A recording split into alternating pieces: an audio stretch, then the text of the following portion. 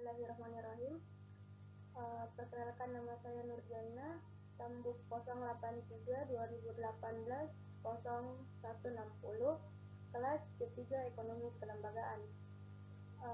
Dalam kali ini saya akan menjelaskan sejarah ekonomi kelembagaan.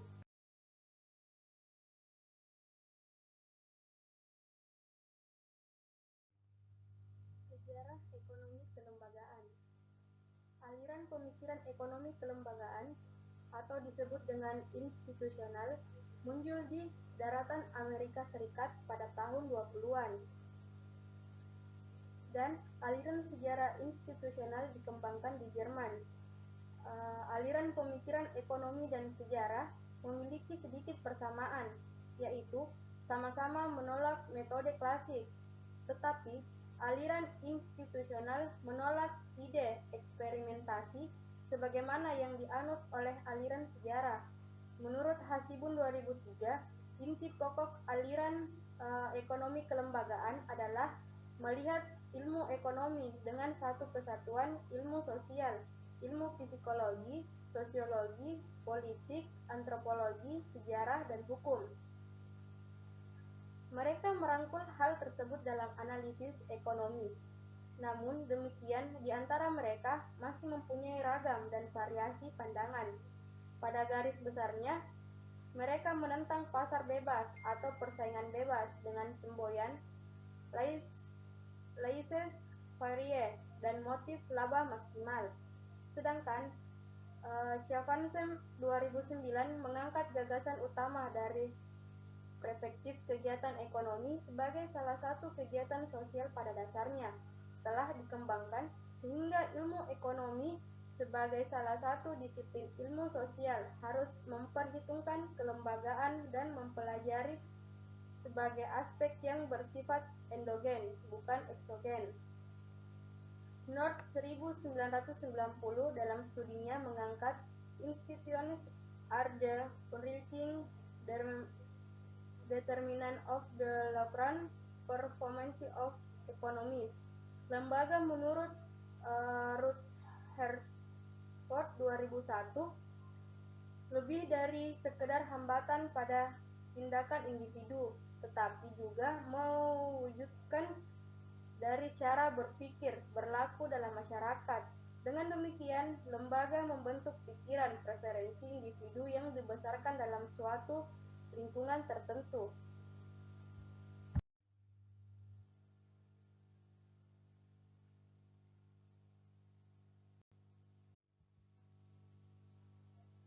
Landreth dan Hollander 1994 dalam Santoso 2008 membagi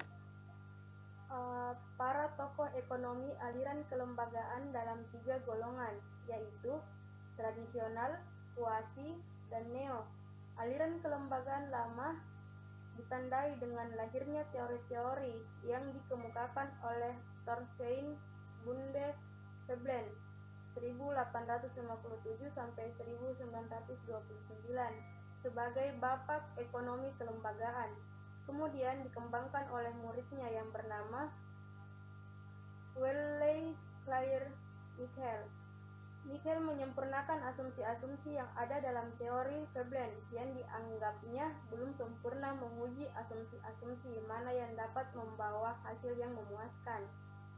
Tulisannya yang dikenal dengan rentang siklus ekonomi, pendekatan cenderung pada evolusioner sebab musabab yang setiap siklus mempunyai ciri-ciri persamaan.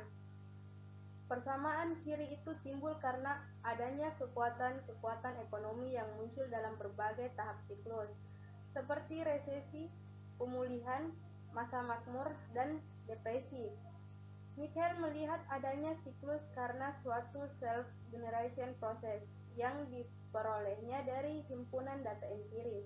Kemudian dalam aliran ekonomi kelembagaan lama dikenal juga aliran kuasi kelembagaan. Aliran ini adalah mereka yang terpengaruh oleh pemikiran Veblen dan kawan-kawan, akan tetapi sifatnya terlalu individualis dan ikonolatis, dan corak pemikirannya berbeda dengan aliran kelembagaan yang baru. Para tokoh aliran ini antara lain Joseph Gunnar dan Johann Galipri. Pemikiran sekunder bertumpu kepada aliran jangka panjang yang terlihat dalam analisisnya, baik mengenai terjadinya inovasi komoditi baru maupun dalam menjelaskan terjadinya siklus ekonomi. Sedangkan Myrdal berpendapat kelembagaan supaya bisa maju diperlukan perencanaan pembangunan yang meliputi segala aspek pendidikan, kesehatan, kedudukan, maupun sektor lainnya. Alat analisis dapat dipergunakan, yaitu sebab musab yang bersifat kumulatif.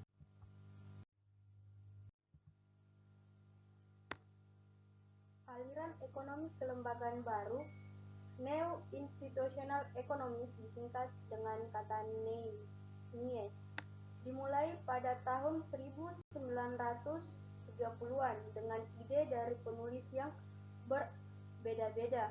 Menurut Yustika 2006, pada tahun-tahun terakhir ini terjadi kesamaan ide yang mereka usung itu kemudian dipertimbangkan menjadi satu payung yang bernama NIE. Secara garis besar, NIE sendiri merupakan upaya perlawanan terhadap dan sekaligus pengembangan ide ekonomi neoklasik, meskipun tetap saja dapat terpengaruh oleh ideologi dan politik yang pada masing-masing para pemikir. Santoso 2008 menilai karakteristik dari para ahli NIE adalah selalu mencoba menjelaskan pentingnya kelembagaan, emergency of institution, seperti perusahaan atau negara sebagai model referensi terhadap perilaku individu dan rasional untuk mencegah kemungkinan yang tidak diinginkan dalam interaksi manusia. Faktor penjelasannya adalah dari individu ke kelembagaan, from individualist of institution, dengan menganggap apa yang adanya. Pendekatan ini kemudian dideskripsikan sebagai individualisme.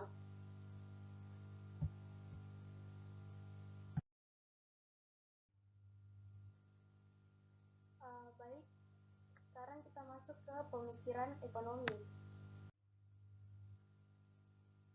Adapun tokoh utama tiap mazhab, yaitu pemikiran ilmu ekonomi, ada 8. Yang pertama itu mazhab merkantilisme, tokoh utamanya Thomas Mun dengan Jean-Baptiste Colbert. Yang kedua itu mazhab fisiokrat dengan tokoh utama Francois Quesnay. Yang ketiga itu mazhab klasik dengan tokoh utama Adam Smith, Jean-Baptiste, David Ricardo. Yang keempat itu mazhab sosialis, tokoh utamanya Karl Marx. Yang kelima mazhab historis dengan tokoh utama Friedrich List. Yang keenam mazhab marginalis neoklasik dengan tokoh utama Karl Menninger, William Stanley Gibbons, Leon Wallace. Terus yang keenam yang ketujuh mazhab institusional dengan tokoh utama Tersein Fablen. Yang kedelapan mazhab Keynesian dengan tokoh utama Johann Maynard. Yang kesembilan yang terakhir itu mazhab Seigo dengan tokoh utama Milton Friedman.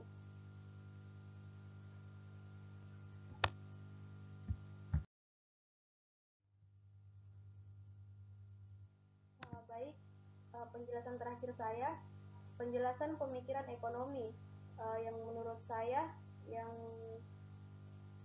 dari beberapa pemikiran ekonomi yang menurut saya yang bagus itu yaitu pemikiran Thorstein Veblen. Beliau berpikir bahwa manusia sebagai pembuat keputusan dalam ekonomi juga motif ekonomi yang melatar belakangi setiap kegiatan adalah tidak sepenuhnya benar. Sebagai sosiologi, ia justru berpikir bahwa manusialah yang dipengaruhi oleh faktor lingkungan seperti adat, istiadat, dan lembaga tertentu.